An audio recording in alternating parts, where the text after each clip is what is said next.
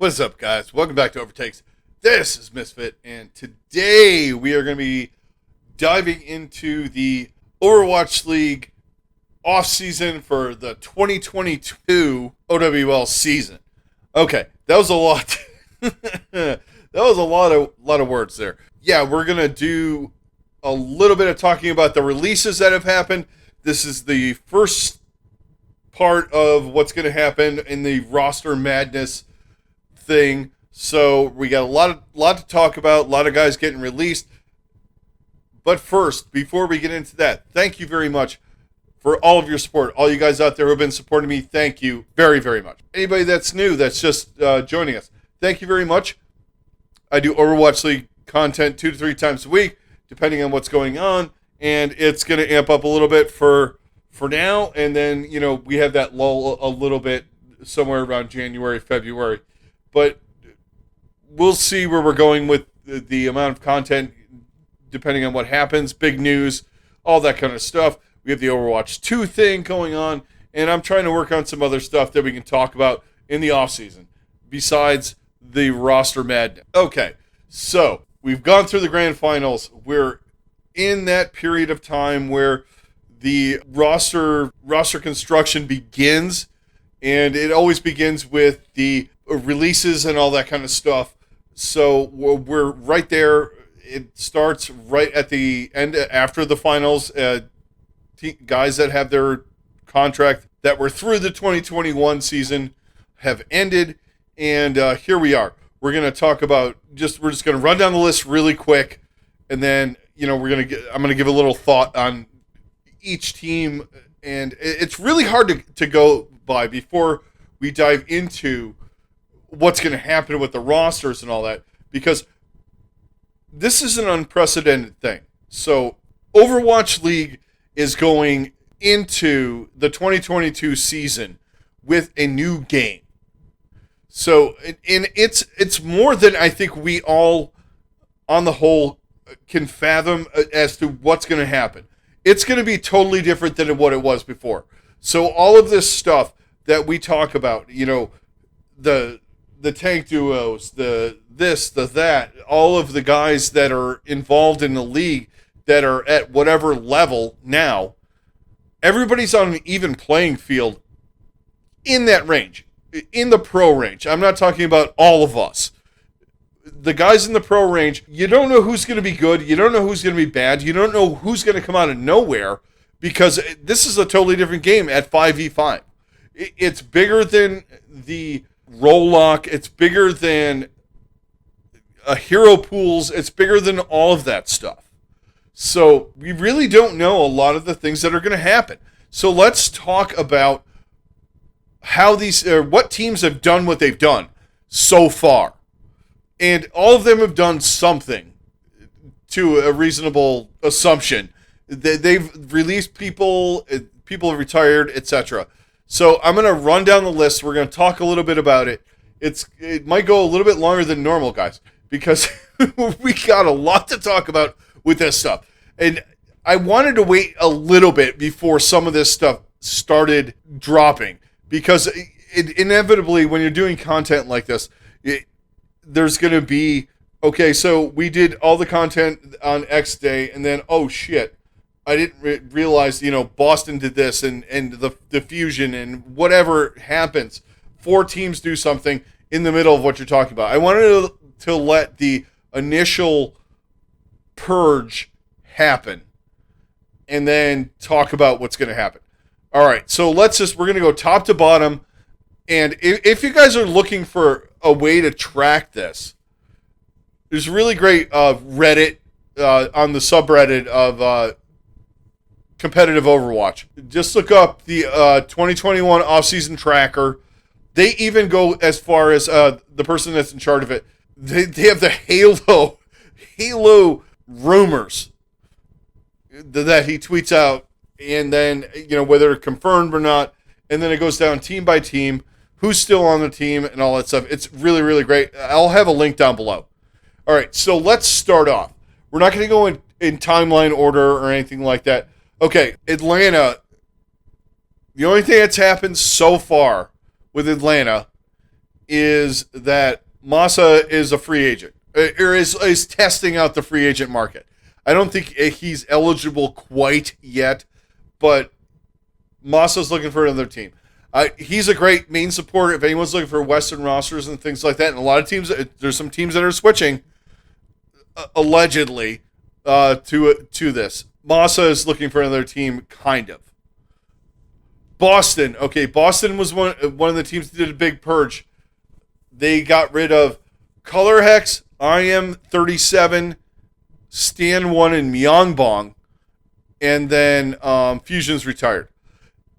This is big for them. They do this on occasion. They usually trade guys to let guys go. Myeongbong, I don't understand, but that's the one for me. Unless he didn't want to re-sign with them, which I can totally understand. So Stan 1 played decent for him. IM37 and Color Hex I thought were okay, but those guys are all free agents on that team. Next up, Chengdu Hunters. Sad day for anyone that has followed Overwatch League for a long time. The Yoda Chad Ameng has been released. He's looking for another team. I hope he gets on another team, and I pray to God it's not the Valiant. But the Yoda Chad is a free agent. So I don't know what they're going to do for here on out. They still have Jimmy, Taro Cookie, Yavatul, Misha, Monk. They still have most of the team. I thought I heard Taro Cookie got released, but I'm not 100% on that. But it seems like they're standing pat for the time being, and unfortunately let go of Myeongbong.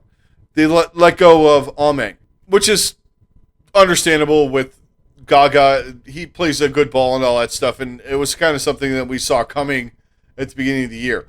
All right, Dallas have released Jexay and Pine.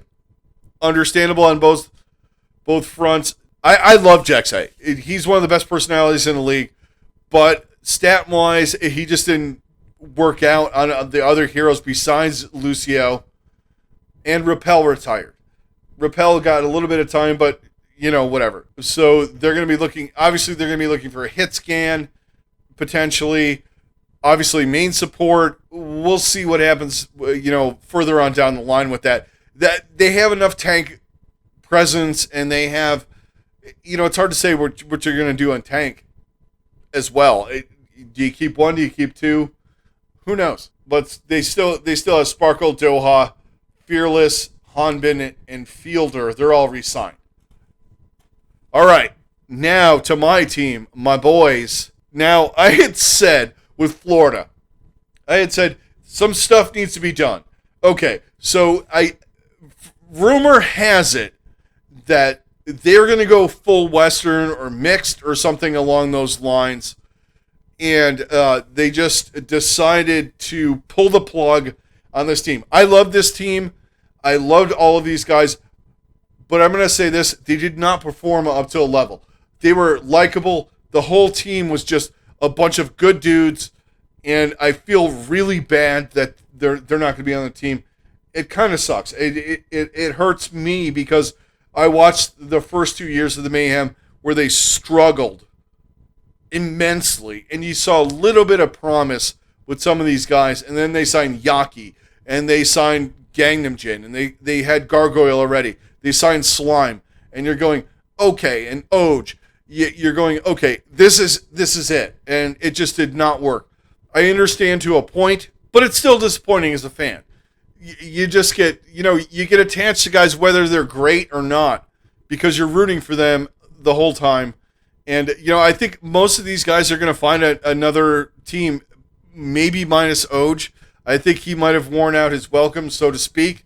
I just think that he's a project, and it's just, I don't think guys want to dive into that in a new game where you need someone that's flexible, versatile. But that being said, the way some of these guys have talked, and we're going to have another episode talking about the Overwatch 2 thing, where Space and Super are like, you can kind of go out and do your own thing a little bit more. I'm paraphrasing immensely here. It's kind of sad. The only remaining player is Yaki, but he's looking to be traded.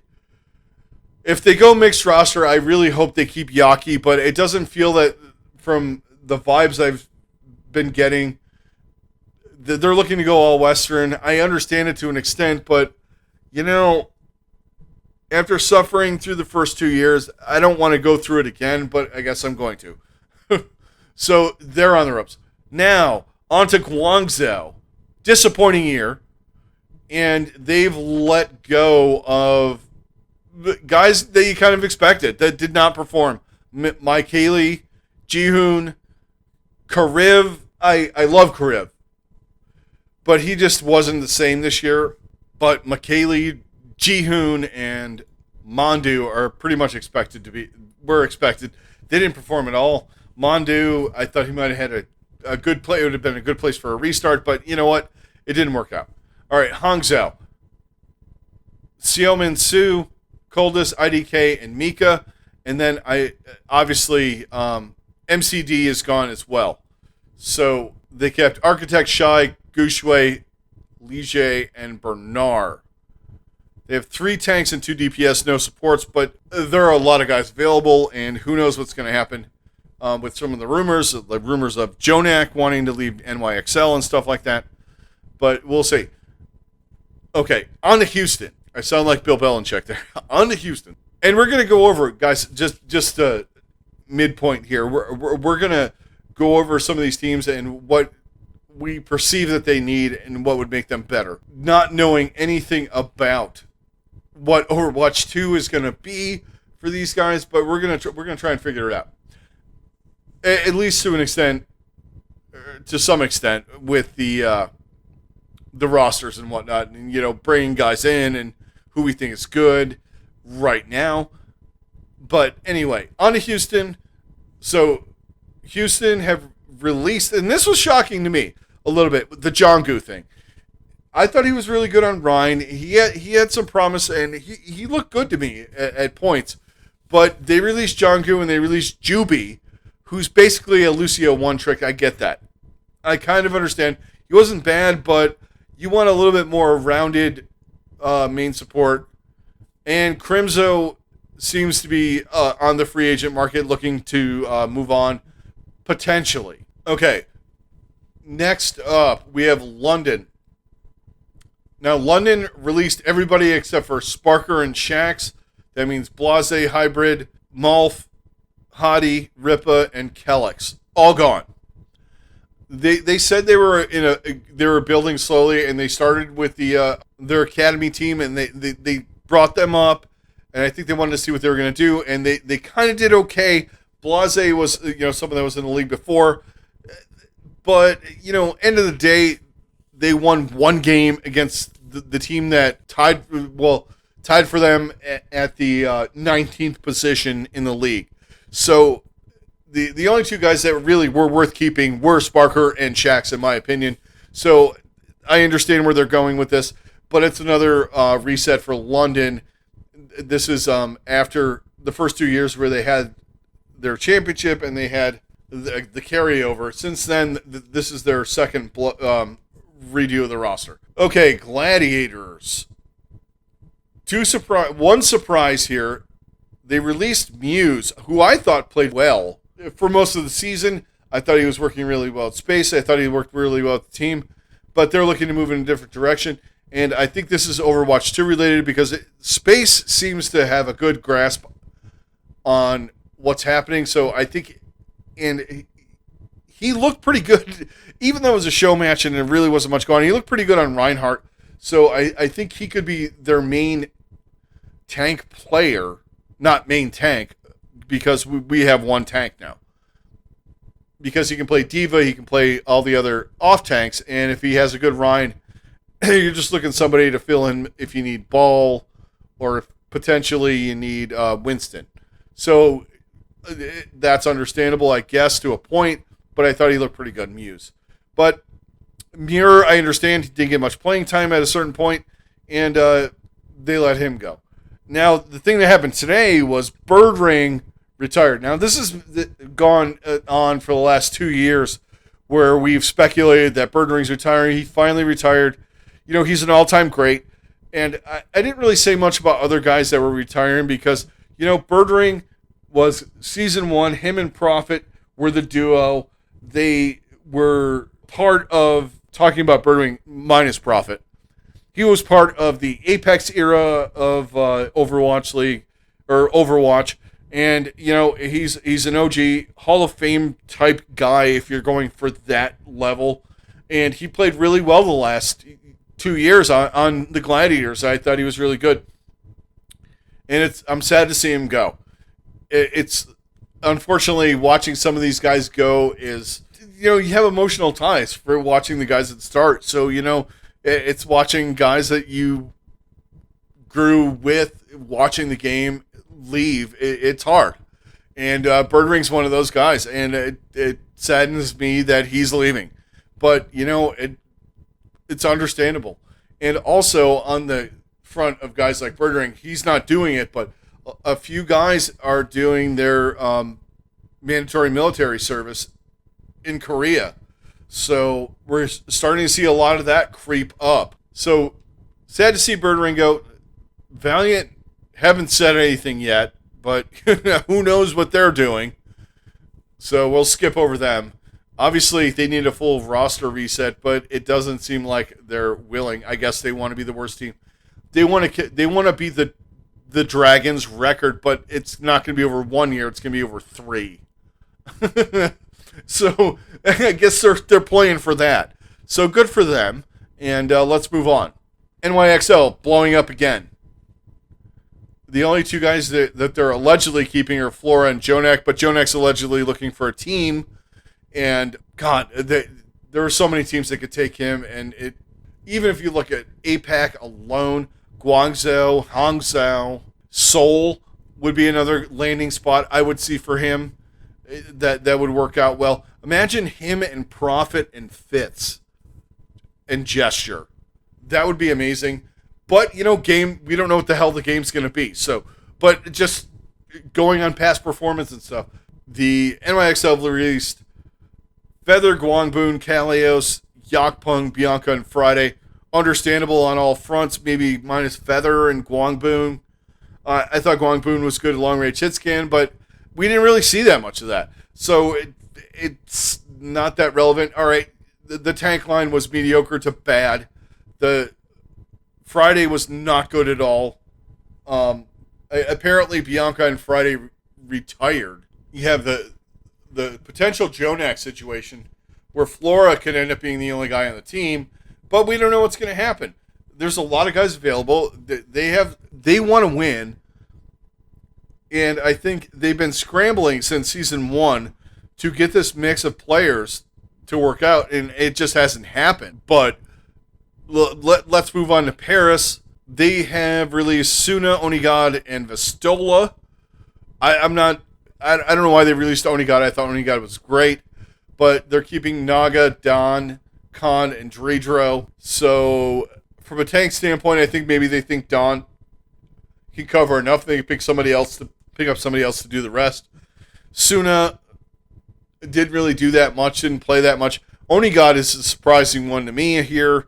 Maybe Vestola as well, but Vestola did come in to fill in for Elivote, so it's hard to say with that. But they're going to be looking for some guys. Philadelphia have released Shockwave and Toby.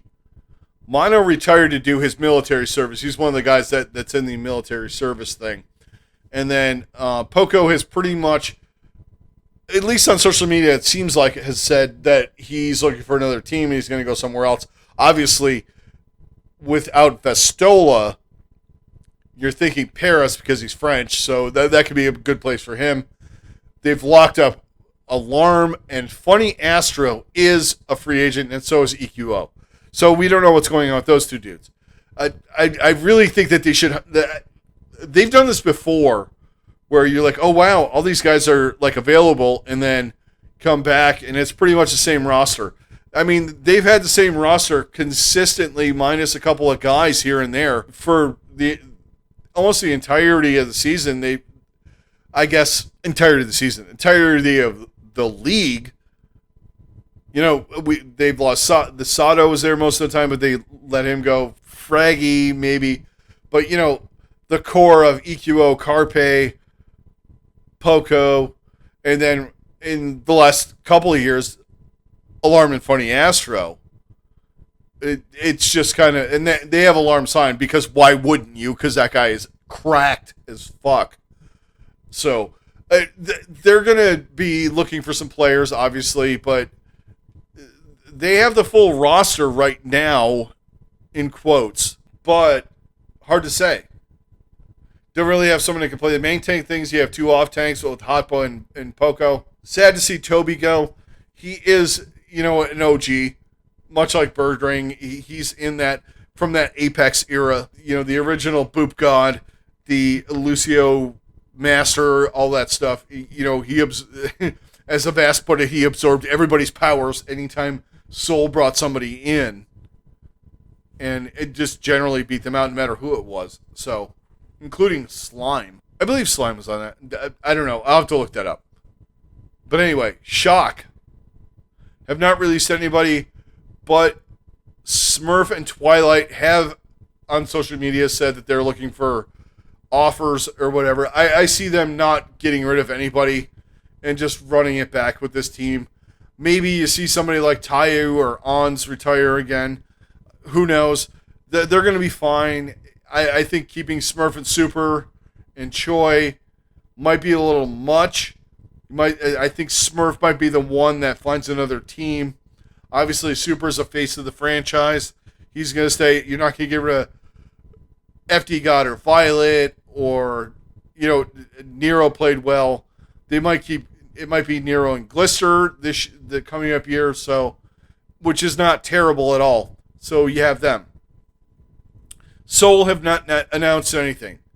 Shanghai. Only thing Shanghai's announced is that Develop is no longer being developed. He's gone. Understandable. They pretty much have their 8 guys that they had coming back. Fleta, Lip, Who Are You, in fact, is still on the team. Fate, Void, Izayaki, Molly, and Li Zhigong are all still there. Develop is the odd man out.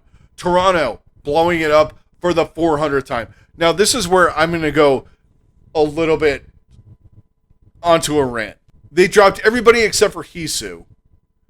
Now, I root for Toronto to a certain extent because they're the closest in proximity to me in Cleveland.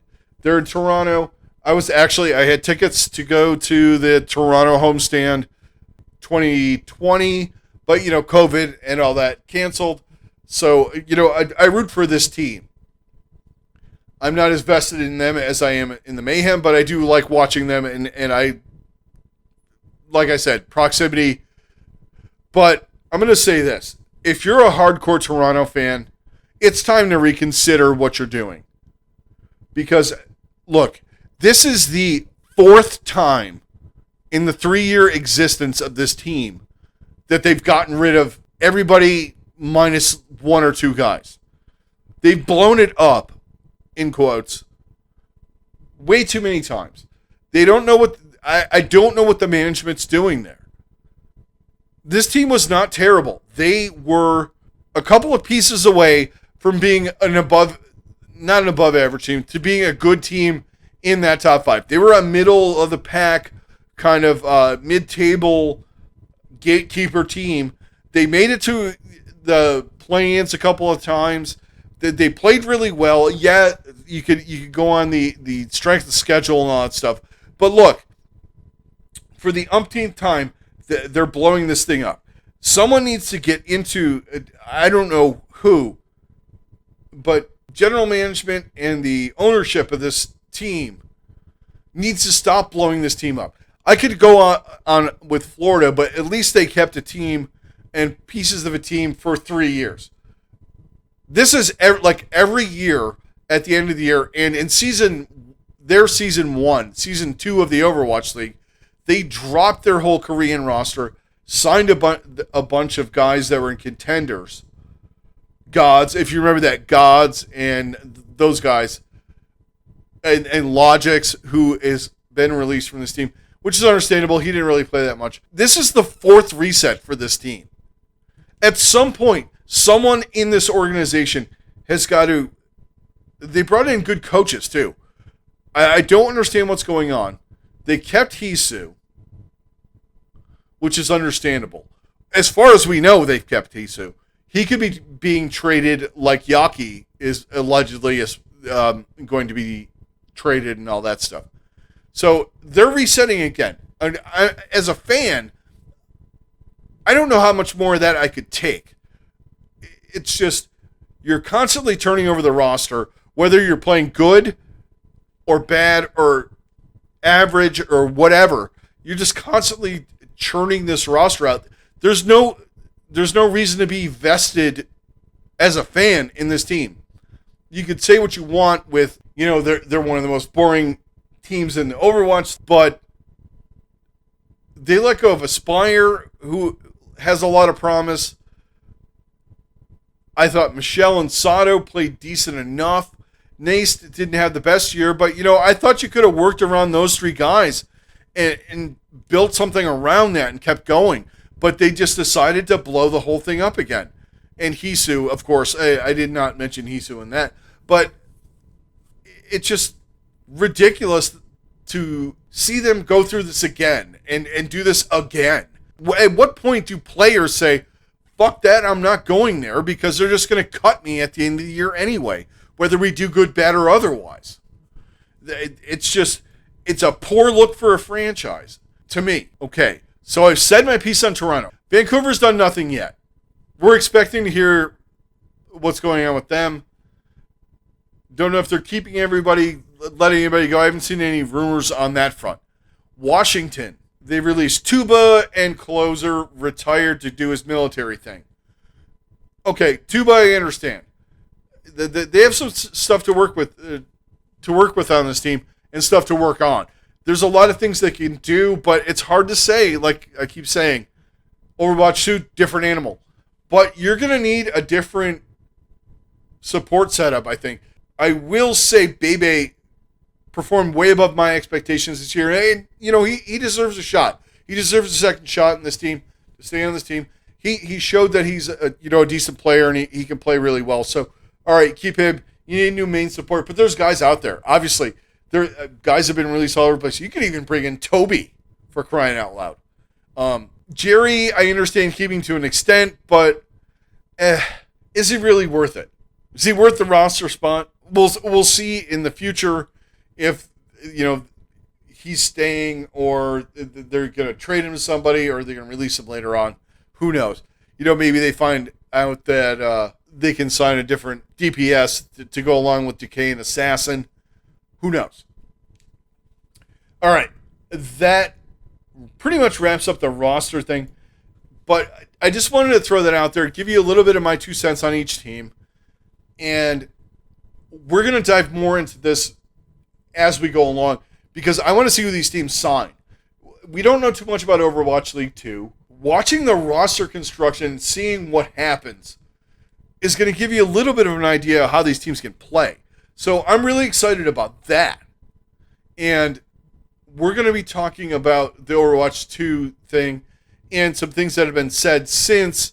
Discuss a little bit with Super and Space's discussions they had on Plat Chat about it, and maybe construct a little bit of an opinion on why teams are picking up certain guys at this point, even though they haven't played Overwatch 2, but just their skill set could be something that works out really well for the new game.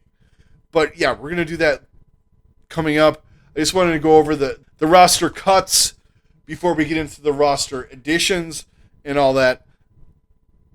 So that's going to do it for this one, guys. A little bit longer than I've been doing, but that's okay. We had a lot to talk about, so as time warrants, we talk about it. Now, the next step is I want to hear what you guys think about the releases and stuff like that down below. Comment. Let's talk about this. Let's get the discussion going. But anyway, that's going to do it. Thank you very much for all of your support. Greatly, greatly appreciate it. If you're new and you're just stopping by, checking me out, thanks a lot. Hit a like, hit a subscribe. That'd be great. This is Misfit. I'm out. Everybody stay safe. Have a good rest of your day. and I'll talk to you on the next one.